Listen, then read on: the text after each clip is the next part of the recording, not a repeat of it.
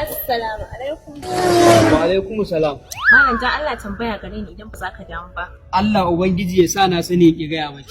To, abin ai ba faɗa bane. In ke ƙara magana zan iya zagin ki. Ya sunanka? Kutumar wallahi goge hadda. To suna na bi malam. Ni kuma sunana Fatima. To ban waya tambaye ki sunan ki. Lambar wayan ka nake so. Lambar wayata. To me zaki da ita? Ina son kai. Kina so na fa kika ce. La ilaha illallah. Daɗi kashe ni. Haka kike so ki ga nayi ko? To ba zan baki namba ta ba. Amma me yasa? Saboda in na baki zaki ce mu yi soyayya. Ni kuma in dai za a raba ni da yan canji na ba soyayya.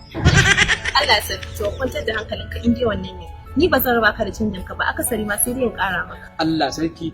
Me yasa baki faɗi tun da wuri ba? Ai da ba wannan shari'a ba. Sa 090 600 4192. Ki sa di malam dan a mutum masoyinki. Kira wani in yi sebun da tawa kaɗai wanda uban kowa.